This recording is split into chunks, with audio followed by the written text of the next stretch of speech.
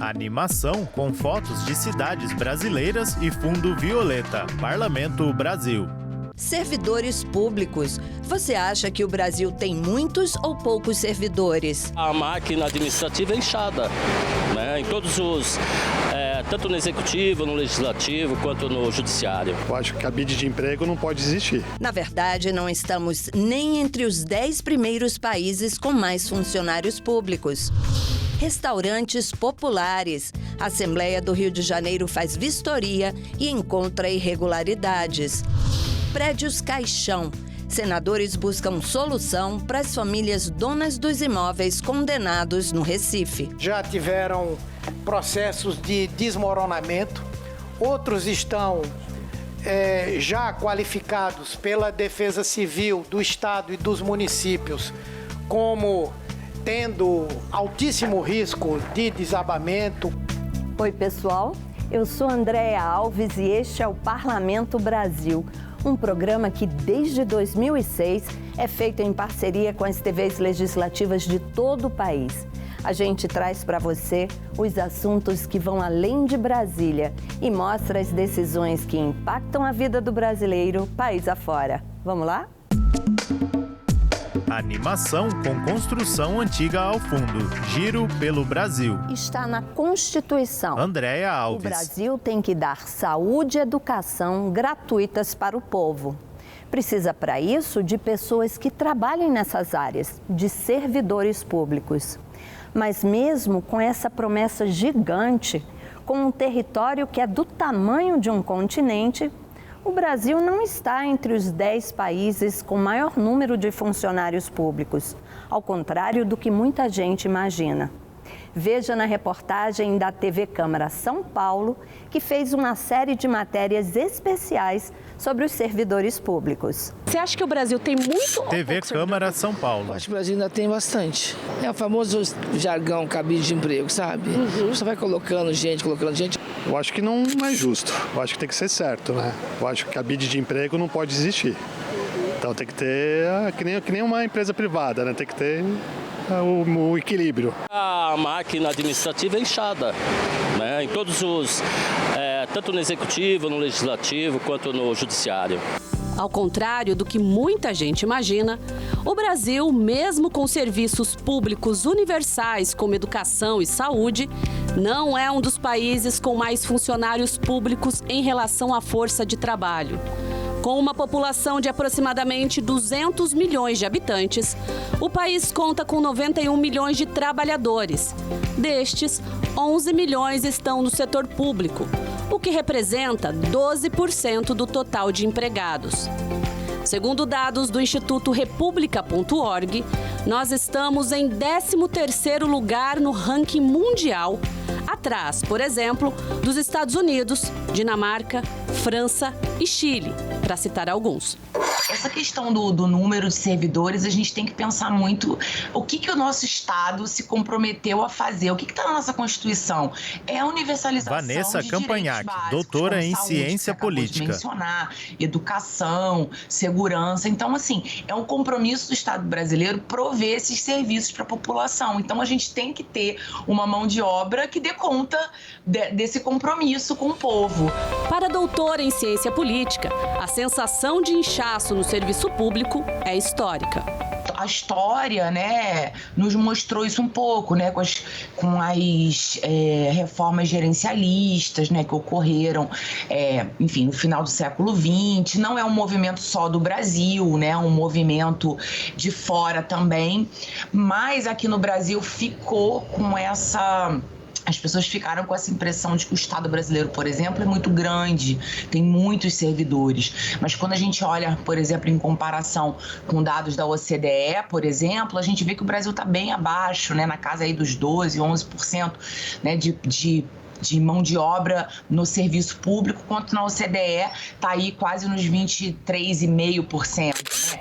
E se por um lado muita gente acredita que existem muitos servidores no Brasil, por outro, Há, na visão dela, uma invisibilidade desses profissionais. Excessivas ações, intencionais ou não, né, de invisibilização dessa população, né? Então, todo mundo precisa do serviço público, mesmo quem, por exemplo, paga um plano de saúde, você é coberto pela vacinação do SUS, por exemplo, que isso não está incluído no plano de saúde. Então, eu acho que é isso, a gente tem que cada vez mais mostrar esse trabalho, que acontece todo dia e a gente não vê.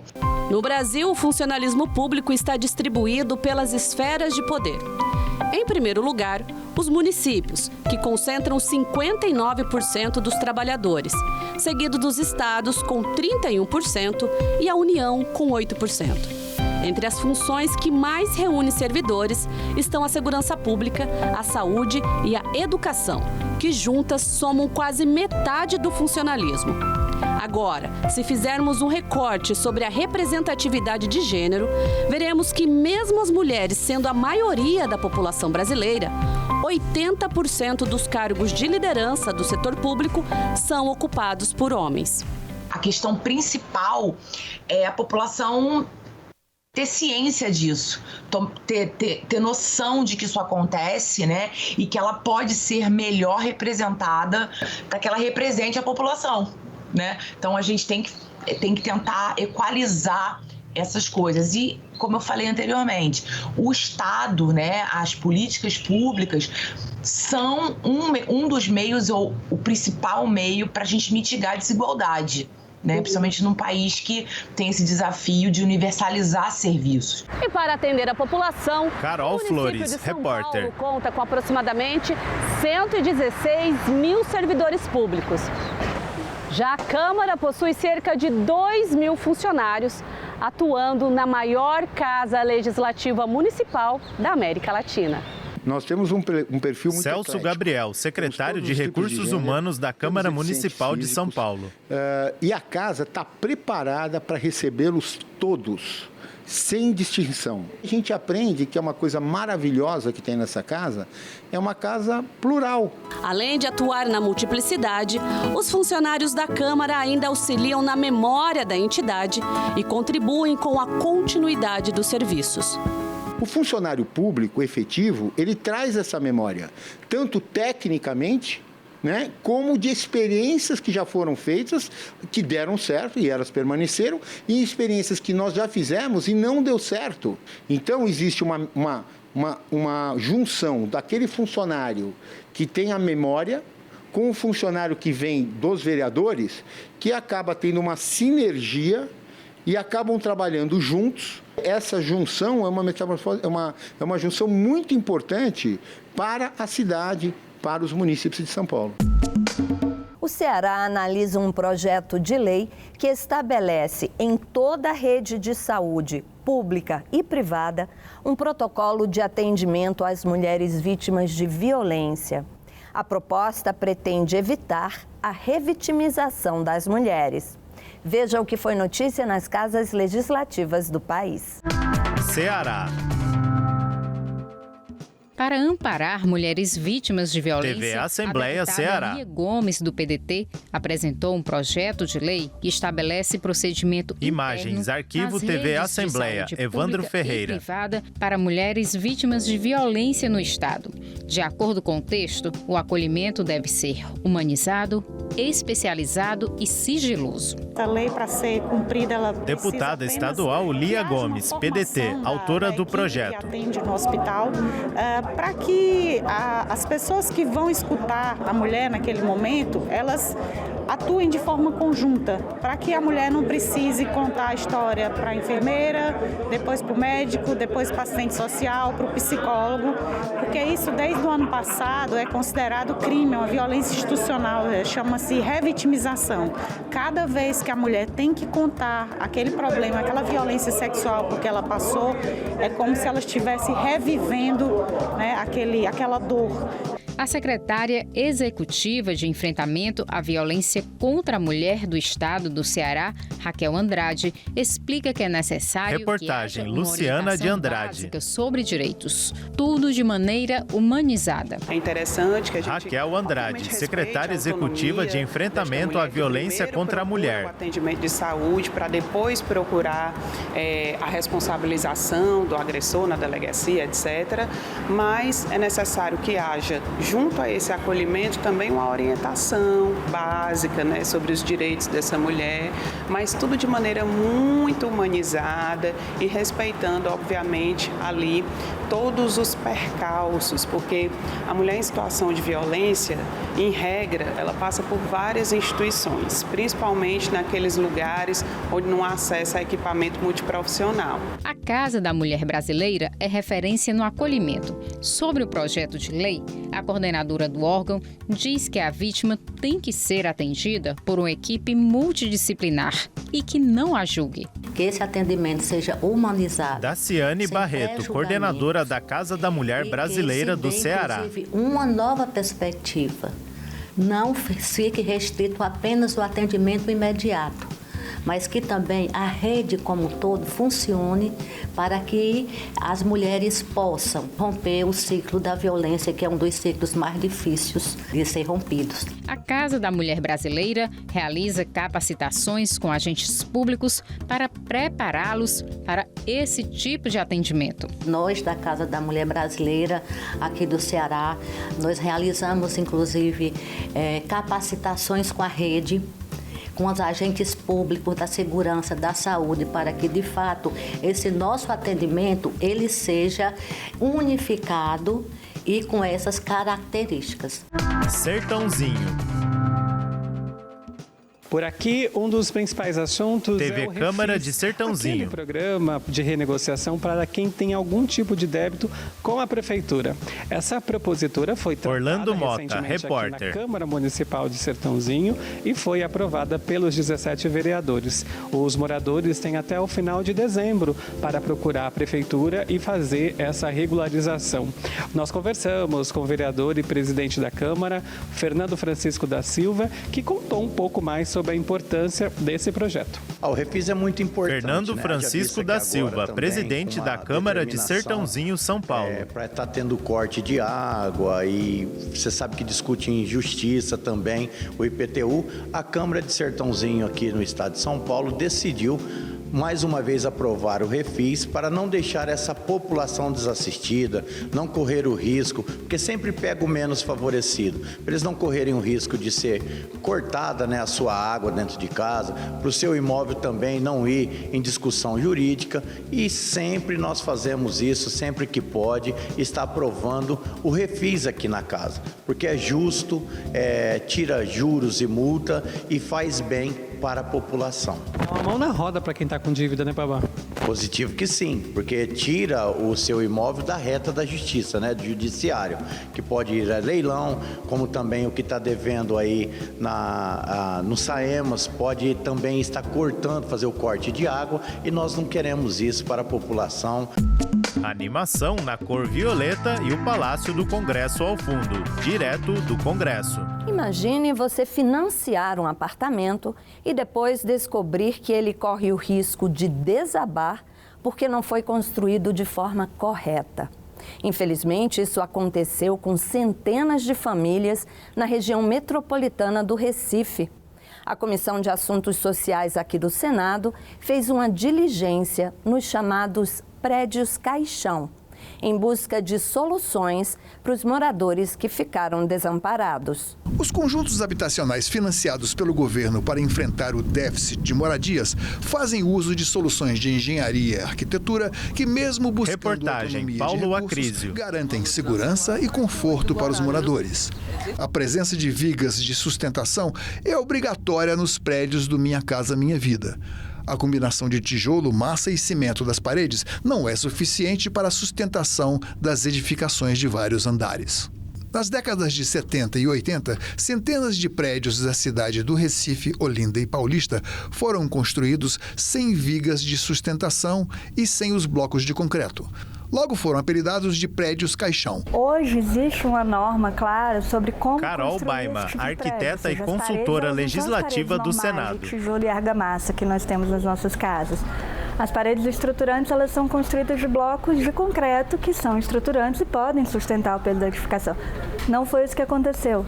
Em Recife se usou blocos de cerâmica para fazer as paredes estruturais. Então houve uma série de erros construtivos que levaram a essa situação de risco de demolição, de desabamento. Hoje, 586 edifícios com essas características se encontram interditados ou em risco de desabamento. Quase 40 mil pernambucanos foram afetados. A Comissão de Assuntos Sociais fez uma diligência in loco nos bairros afetados da capital de Pernambuco e, em seguida, foi até a Assembleia Legislativa ouvir especialistas, autoridades e a comunidade para orientar as providências necessárias. O que há em comum, senador Humberto Costa, PT Pernambuco, presidente da Comissão de Assuntos Sociais. Que se revelou posteriormente um método falho que pode produzir problemas graves com comprometimento da estrutura desses edifícios. Alguns, como já é do conhecimento de todos vocês, de todas vocês, já tiveram processos de desmoronamento.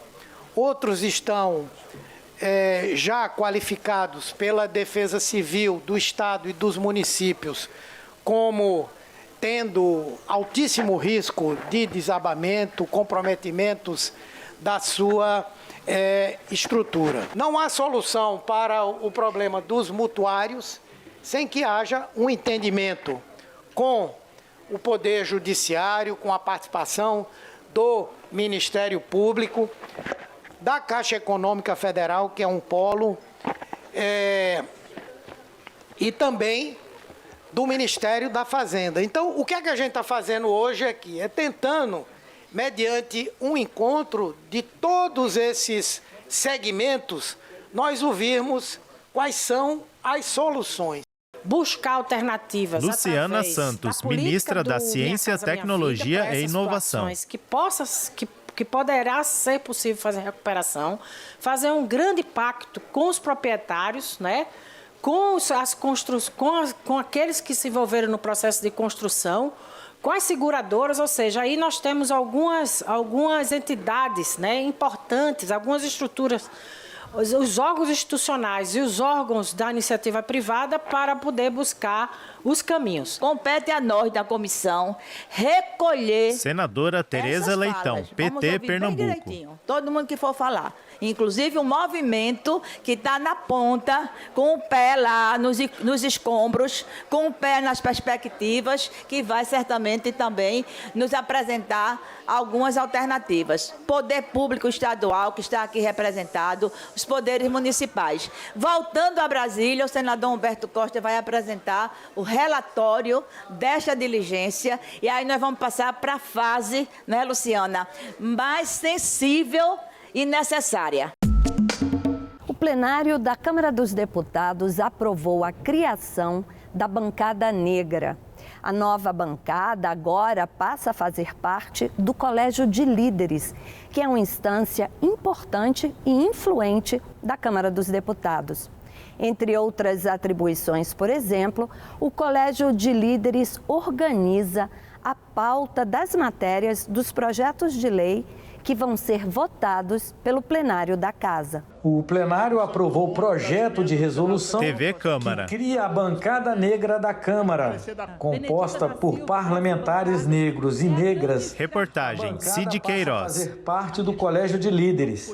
O líder Antônio Brito, do PSD da Bahia, explica que a criação da bancada é amparada pelo dispositivo constitucional que prevê cotas para a representação de mulheres e negros na Câmara dos Deputados. O que é que eu trouxe aqui para a pauta? Deputado federal Antônio Brito, PSD Bahia, líder do bloco partidário. Aos negros, pauta referente aos brancos. E eu disse, não tem como se discutir essas pautas sem que o membro de uma bancada, que já existe tantas outras que eu gosto muito, como a bancada evangélica, como a bancada da FPA ruralista, a bancada das Santas Casas, da qual sou presidente, mas nenhuma está em lei. Nenhuma está em lei, a não ser as mulheres e os negros. O deputado Sóstenes de Souza, segundo vice-presidente da Casa e membro da bancada evangélica, apoiou a aprovação, mas reivindicou o reconhecimento também da bancada cristã. Quero parabenizar a brilhante articulação. Deputado federal Sóstenes Cavalcante, PL Rio de Janeiro. Conseguiu passar à nossa frente. Isso é virtude. Isto é mérito, não é demérito. E parabéns a Vossa Excelência. O que nós já agradecemos, inclusive Vossa Excelência, para também aquecer ao pedido da Frente Evangélica um assento no Colégio de Líderes para uma representação cristã, tanto de católicos quanto evangélicos, por conta das nossas pautas. A autora da proposta, a deputada fluminense Talíria Petroni, do PSOL, celebrou a criação da bancada negra da Câmara dos Deputados. Esse é um momento, presidente, histórico. Histórico porque nosso país é um país que teve quase 4 séculos de escravidão, com uma abolição inconclusa. Um país que as duras estatísticas ainda chegam no corpo negro. Seja... Deputada federal Talíria Petroni, PSOL Rio de Janeiro, autora da proposta. Negro, a mortalidade materna, o feminicídio. E aí a gente não está falando de direita ou esquerda. Estamos falando da própria democracia brasileira. Animação com estátua do profeta Isaías de Aleijadinho, em Congonhas, Minas Gerais. Vitrine. Café da manhã a 50 centavos. Almoço e jantar a R$1, R$2, R$3. Essas refeições a preços baixos, servidas nos restaurantes populares, têm sido fundamentais para muita gente em situação de vulnerabilidade. O governo do Rio de Janeiro promete fazer mais restaurantes desse tipo. A Assembleia Legislativa do Estado fez uma vistoria em alguns desses estabelecimentos e constatou irregularidades. As comissões de Segurança Alimentar e do Cumpra-se da LERJ realizaram uma audiência conjunta para discutir os desafios da gestão e da ampliação de restaurantes Rafael Dias, repórter. Cozinhas comunitárias no estado do Rio de Janeiro. O encontro foi motivado inicialmente por uma declaração feita pelo governador do estado, Cláudio Castro, durante a reinauguração do restaurante popular da Central do Brasil. Na ocasião, Castro afirmou que vai trabalhar para que o Rio de Janeiro tenha até 26 restaurantes populares funcionando até o final do ano de 2025. Os parlamentares também realizaram vistorias nos restaurantes dos municípios de Duque de Caxias e Bom Sucesso. Durante a visita, vários problemas foram constatados. Além de estruturas precárias, também foi observado que os restaurantes não oferecem a gratuidade para idosos e deficientes, que os estabelecimentos só oferecem uma refeição por dia e que não fazem o controle do número de alimentações servidas diariamente e nem dão informação sobre a destinação das sobras. Outra irregularidade constatada pelos deputados é o não cumprimento da lei, que determina que ao menos 30% dos alimentos servidos nesses restaurantes sejam fornecidos por agricultores familiares.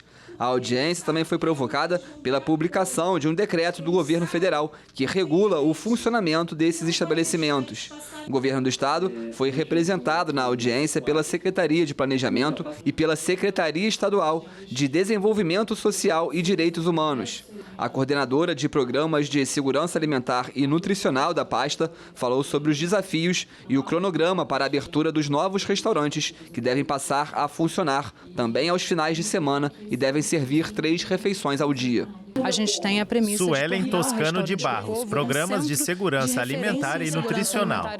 Onde além das refeições, a gente também vai prestar para a população o acesso a serviços sociais, né? Então, com palestras, com workshops, mini hortas, mini bancos de alimentos. Então, a gente também tem esse projeto. Então, tem que ser um imóvel que atenda a essas premissas. Durante a audiência, a deputada Renata Souza cobrou a aprovação de 2 projetos de lei que já foram apresentados por ela. Um que pede a criação do Observatório da Fome no estado do Rio e outro que regulamenta as cozinhas comunitárias.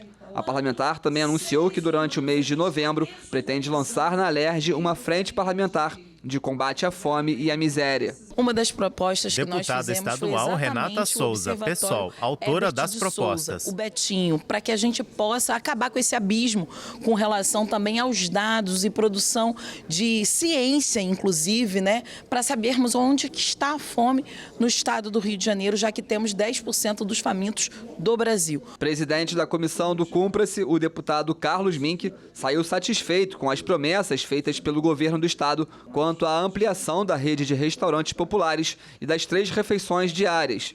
Porém, fez questão de dizer que é preciso fiscalizar essa política e também garantir recursos na previsão orçamentária do estado para efetivá-las. Há muito a fazer. Então, deputado estadual Carlos Mink, PSB, presidente da comissão Cumpra-se. O Cumpra-se do que já existe em lei e vamos aprovar essas 2 e o din-din do orçamento para isso tudo virar verdade, funcionando sábado e domingo com 3 refeições. Por fim, a deputada Marina, do MST, que preside a Comissão de Segurança Alimentar, elencou 10 encaminhamentos que surgiram durante o encontro. A parlamentar também pretende formalizar a criação de um grupo de trabalho permanente para continuar realizando as vistorias dos restaurantes e cobrando que a lei dos 30% de alimentos fornecidos por agricultores familiares seja cumprida. Deputada estadual Marina, do MST, PT, presidente da Comissão de Segurança Alimentar. Principalmente com o cumprimento da lei dos 30% de compra da agricultura familiar, que esses produtos cheguem a esses restaurantes. Quanto mais restaurante popular, melhor, hein? Bom, o Parlamento Brasil vai chegando ao fim. Se você quiser rever qualquer senado.leg.br/tv/Parlamento Brasil. Ou no site da TV ou na página do YouTube. youtube.com/TV Senado. Agora nos visitantes da semana. Eles são algumas das mais de 3.000 pessoas que vêm ao Congresso Nacional todas as semanas. Vamos ver o que eles têm a dizer? Até semana que vem. Tchau. A política no país. Alessandra Cibele, professora, Rio Branco, Acre. Nós fazemos política todos os dias. Então, tá aqui é como se eu estivesse exercendo minha cidadania também, né? Conhecer o que é nosso sendo praticado por terceiros. Não dá para ter um país. Pedro Fonseca, estudante, Cacoal, Rondônia. É um cargo muito importante, eu acho que eu não gostaria de ter. É muita responsabilidade. Na minha cidade. Guilherme Pontes de Souza, estudante, Rio Branco, Acre. Do salário. Muitas horas de trabalho, meus professores, eles quase não dormem, trabalhando, fazendo as atividades para ganhar um salário baixo. Gostaria de dizer para Diego Ramos, corretor de imóveis, São Paulo. A quem mais precisa, os mais pobres e os mais necessitados. Salário dos aposentados, tudo. Abigail Alves da Silva, gráfico aposentado, São Paulo. Tudo, em vez de nos aumentos que tem é baixo, né, a porcentagem, tudo. O Senado, a Câmara, eles são muito importantes. Guilhermo Zumaran, analista de suporte, Piracicaba, São Paulo. A gente não tinha esses espaços abertos, a gente não tinha a possibilidade de escolher os nossos representantes. Então, alguma democracia é melhor do que nenhuma democracia. Os créditos entram em tela. Enquanto isso, ao fundo, é exibido o plenário do Senado. TV Senado 2023.